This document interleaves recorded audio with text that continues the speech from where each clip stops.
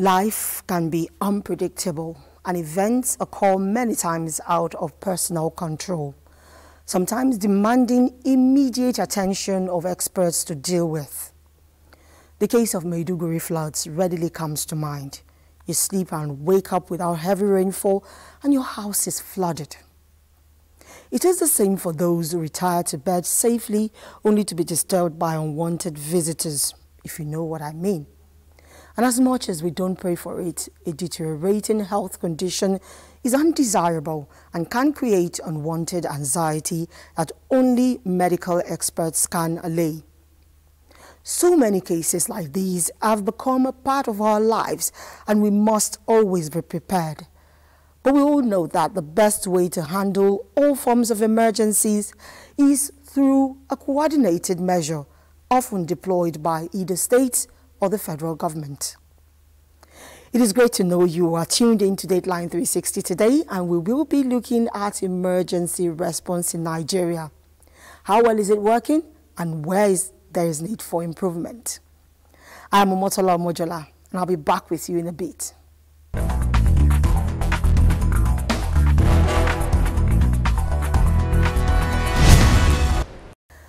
The management of disasters across the globe requires high-level collaboration for planning, mitigation, or response.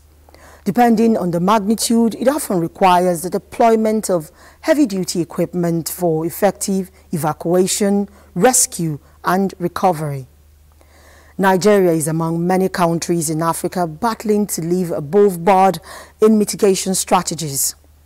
In this report, correspondent Ilyasu Yakubu examines Nigeria's response to emergencies.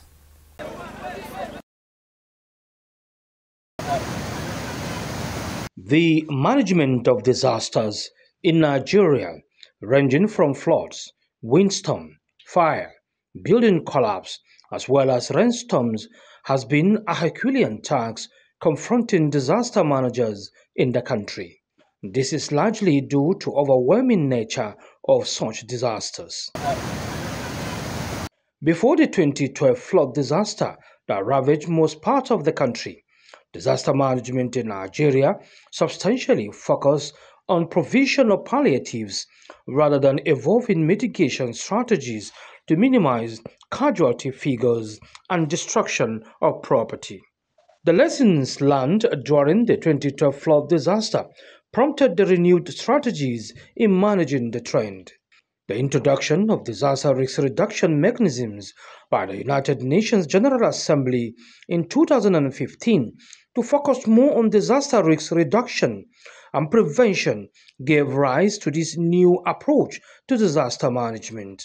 The Assembly decides to adopt draft resolution A/77/L70. It is so decided. In view of these, the National Emergency Management Agency, NEMA, took the lead alongside other intervening agencies to ensure adoption of this new mitigation approach. Since then, NEMA has been convening Disaster Response Coordination Forum to brainstorm on possible ways of reducing casualty rates year in, year on. NEMA is also partnering with some development partners who conduct strategic trainings and retraining on disaster management. These trainings have obviously added value to the strategic efforts of managing disasters in the country. In line with NEMA's mandate of coordinating emergency preparedness, mitigation and response activities across the country, the agency has deemed it fit to convene this meeting once again to review the current flood situation since the commencement of the rainy season and to address public health concerns regarding the current cholera outbreak in some parts of the country. Though the synergy with intervening agencies like the military, fire service, the police, Federal Road Safety Corps, Civil Defense, Ministry of Health, Environment, Water Resources, Information and Development partners may seem robust. However, the challenge has been funding. Disaster is local, owing to the fact that it must occur in a specific place, village, local government, and state. The National Emergency Management Agency has made it a point of duty that every state constitute local emergency organizing committees as first responders and act immediately in the event of any form of disaster. This is in addition to advocacy aimed at educating the general public on the dangers of non-adherence to safety measures. Although the National Emergency Management Agency (NEMA) has been making efforts in disaster mitigation, other challenges still abound. Governor Babagana Umara Zulum and the Chairman Senate Committee on Special Duties, Kaka Shehu, speak.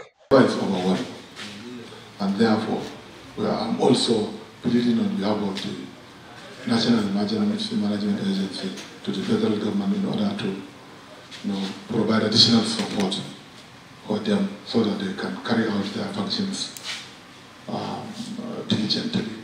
We have experienced perennial flooding in almost all the states of the Federation.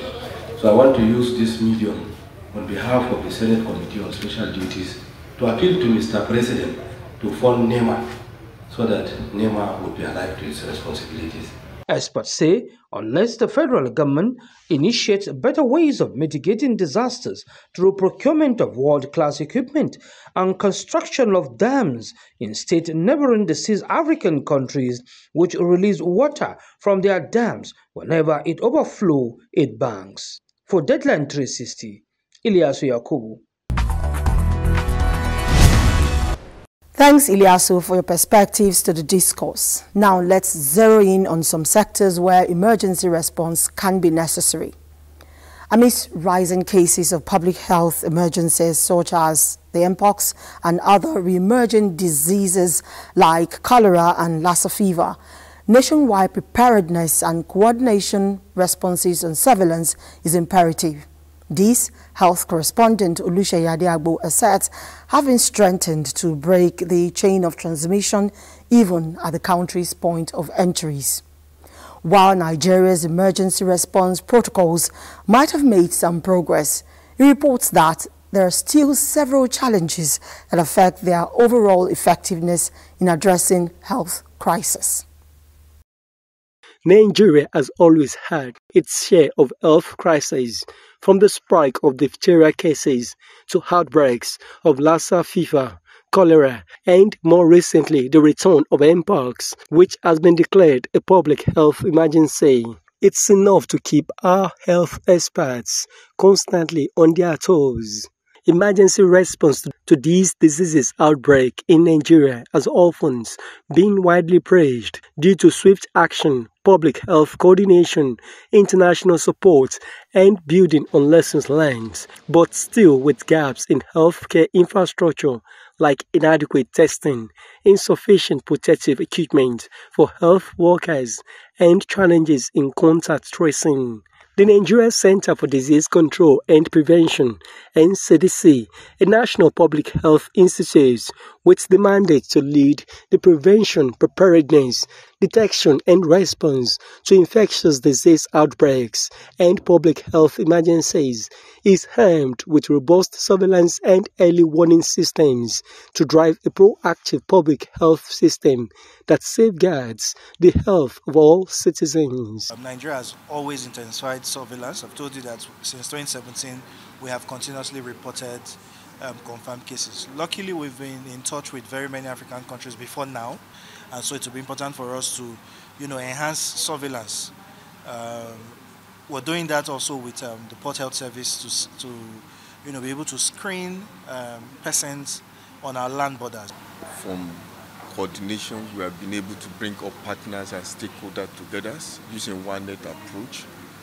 And again, we have been optimizing our laboratories to ensure that we pick all cases and then we test them.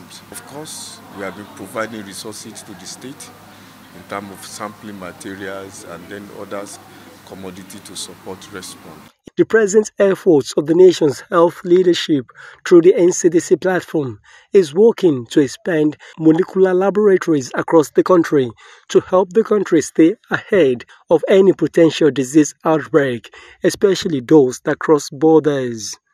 We have laboratories all over the country, but each of them, again, they don't have the same capabilities to do.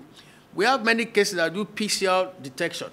But what we are trying to do now is increase the number of laboratories all over the country to build their capabilities to be able to test so that people or samples do not move across for too long before they can be tested. Also, efforts to revamp Nigeria's emergency services are on the way. The major factor of maternal mortality in Nigeria is linked to delay in receiving quality health care. National Emergency Medical Services and Ambulance System, NEMSAS, has been working to address transportation barriers to health centers through the initiative of Rural Ambulance and Transportation Services. To strengthen the program, the federal government recently inaugurated a National Emergency Medical Treatment Committee and Rural Emergency Services and Maternal Transport, with members meeting to address bottlenecks in incident response. There is lack of awareness in our communities about the presence of this service, even about the existence of an emergency toll-free number that anybody can call, 112, and get a response quickly. Also, there are gaps we have not yet reached all of the states in the country. We are in 16 states, and we are hoping to expand this exponentially.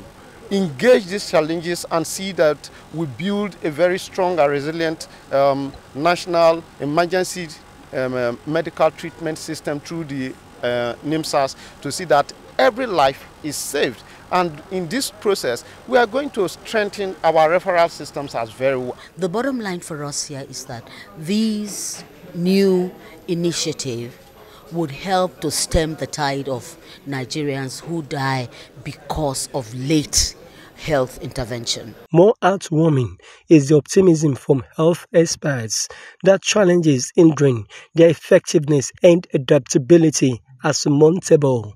In Abuja, Olusheye Adiagbo.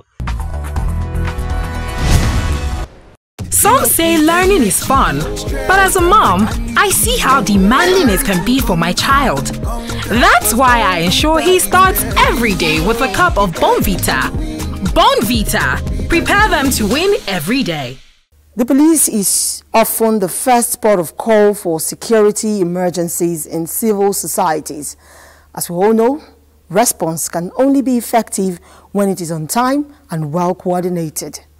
Francis Form in our next report looks at the situation in Nigeria and the various mechanisms being adopted to promote efficiency in security emergency response. Police is your friend. See something, say something are among catchphrases security agencies use to encourage citizens about why there is need for trust between the public and the police force. The emphasis is that we are there to protect lives and properties of the citizen.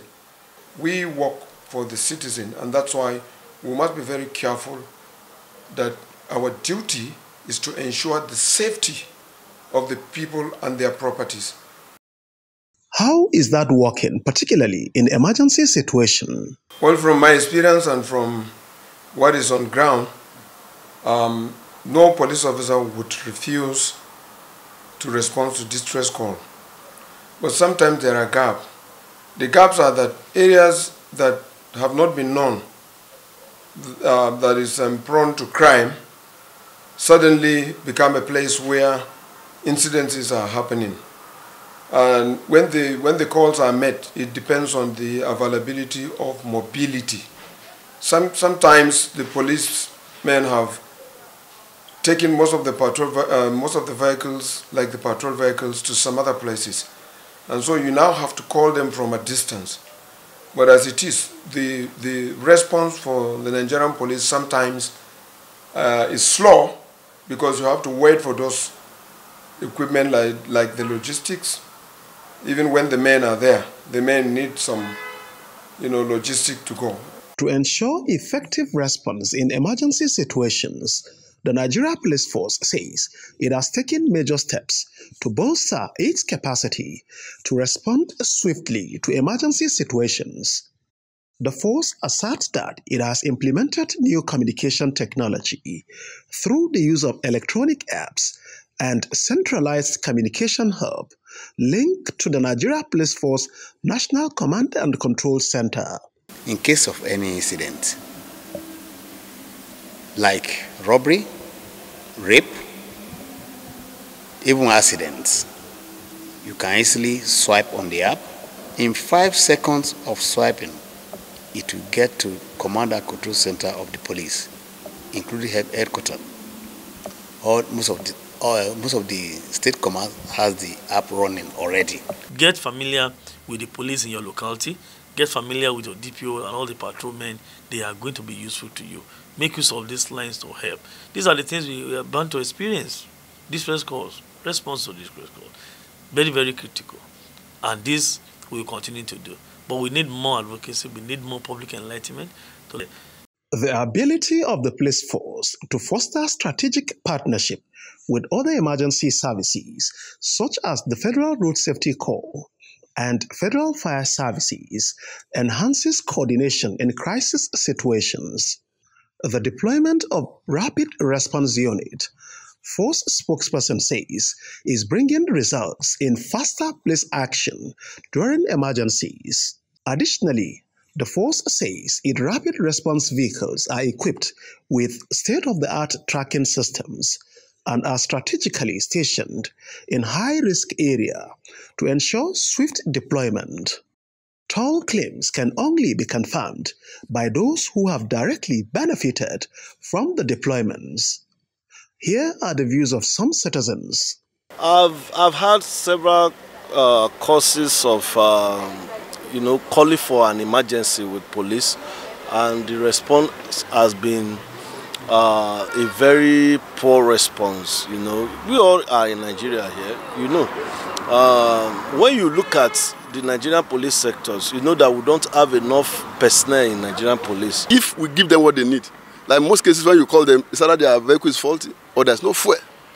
You understand? If we go have an issue in the police station, I'll go there. They will ask you, you have to buy the paper in which you write. If truly the police is our friend, they should act accordingly. If there's an emergency, if there is a call, like we hear in other countries, yes, in other development, they say, is it 911? You call 911 and before you say Jack Robinson, and there is an intervention. But here, they will complain of, we don't have fuel, we don't have a vehicle. If they have vehicle, where's the driver? All manner of. And before you know it, we have heard of cases of armed robbery. You call and then before they could respond, the deed is done. That is one of the responsibilities. They should respond immediately, as soon as possible, because that is when they are needed. Are you getting me? Not when the evil has been done. With these advancements, the Nigeria Police Force assures that it is setting a new standard for emergency response. It promises a safer environment for all. For Dateline 360, Francis Form. A common form of emergency is road accidents, and this is like a common sight on Nigerian highways, coming from reckless driving to bad roads, infrastructure, among other causes. The damage can be sore both to the eyes and the mind. While many lives could be saved with prompt interventions, a number of victims died due to poor handling. Oyeyemi Ajayi in our next report looks at emergency response from the perspective of road safety, examining some of the challenges to prompt response to road accidents. Road accidents are not strange things on Nigerian highways. The severity of coming in different degrees. While bad roads, night driving and overspeeding have been noted among the culpables, unattended disabilities such as mental and visual health are also noted as responsible. The prevalence is high, and the fatalities accompanying road accidents occasionally make news headlines. Cases of survivors, however, are increasing due to quick response from responders, the Federal Road Safety Corps, often leading as part of his statutory responsibility of sanitizing the highways.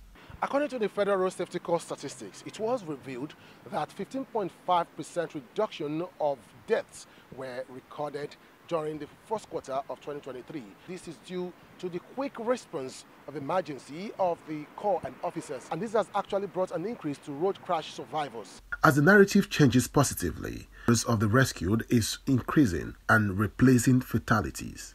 One major problem I want to pick on is a lack of prompt information from members of the public.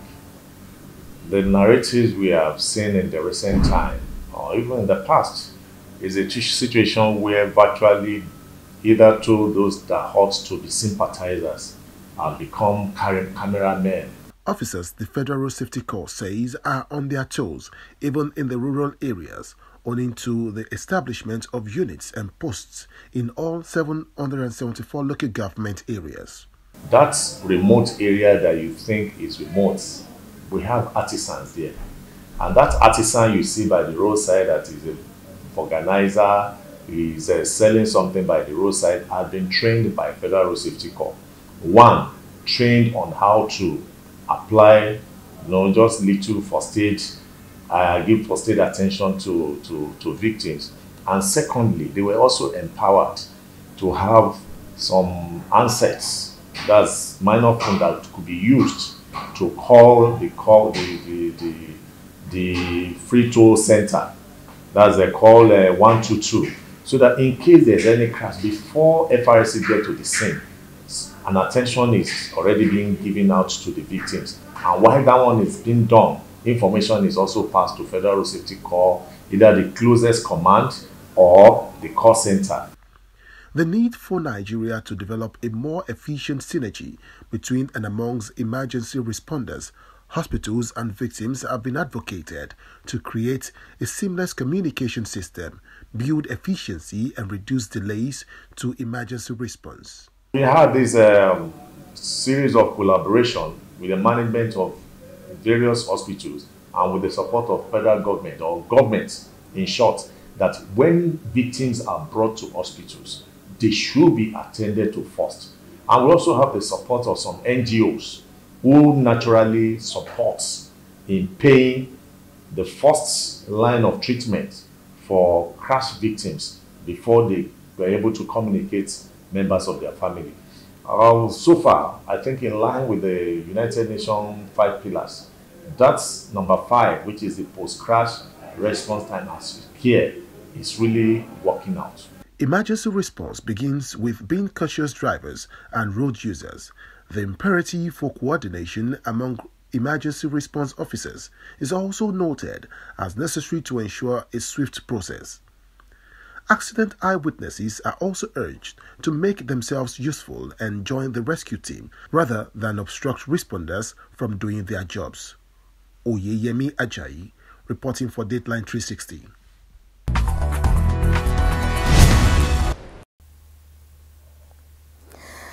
And as Nigeria continues to grapple with various forms of disaster, what are the measures in place for emergency responders to access prompt and effective response to emergencies? Musa Toliat in our next piece tells the Lagos story. Lagos State, like every other state, is not immune to various forms of disasters such as building collapse, flooding, road crashes, and fire incidents. Majority of these incidents are man-made, therefore preventable. Erecting 5 or more story building on a waterlogged land, building with substandard materials, building on waterways, blocking of drainages, excessive speed, overloading, and driving with worn-out tires are human factors that lead to disasters. However, in the event of catastrophe, residents are encouraged to call emergency toll-free lines 767 and 112. When there was a fire incident on the road here, I was one of those people that called and they responded. When we have issues on the road, they are always there quickly to ensure that things are back to normality. Do you have an emergency, please? This is where they actually receive your emergency calls. That's talking about 767 and 112. And so when they receive the calls here, they escalate it to the control room where emergency responders will be activated. We run a 24/7 project, but we run shifts. It's a 3-shift pattern, morning, afternoon, and night. To mitigate the impact of disasters across the metropolis, the Lagos State Emergency Management Agency, LASEMA, activates effective coordination among stakeholders, which include the Lagos State Fire and Safety Rescue, Federal Road Safety Corps, Lagos State Ambulance Service, the Police Command, and State Environmental Health Monitoring Unit. The key thing in here is that we share information with all the key stakeholders, we plant together, we build capacity together, we have equipment, and we have biceps to respond to any form of emergency in Lagos. So we have desk for all of the stakeholders. So once they receive the incident escalated from the call center, they would dispatch the relevant agency that have the resources, both men and equipment, to handle the search and rescue operations. Apart from providing heavy-duty equipment for emergency response, Governor Babajide Sanwo-Olu often give moral support during search and rescue operations. Let's continue to encourage ourselves. Let's continue to believe that if there are lives there, do everything to bring out the life there. Rehabilitation of victims is part of emergency management and mitigation policy in the state. We are able to build a relief center in all the 3 senatorial districts. We have one at Igondo that when we can have about close to 5,000 IDPs.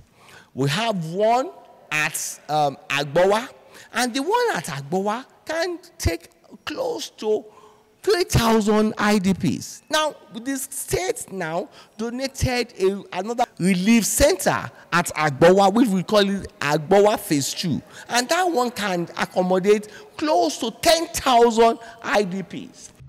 There is, however, need for increased level of public awareness regarding emergency protocols, especially administering first aid measures before the arrival of emergency responders. Safety is the responsibility of everyone. But with the level of emergency response mechanism put in place by the state government, residents, we need to put their emotions in check and allow professionals carry out emergency response operations and give right of way when necessary. For Dateline 360, I am Musa Toliat. And that's Dateline 360 for today. I am Omotola Omojola. From all of us here at the NTA, we say thank you for your time. May God bless Nigeria.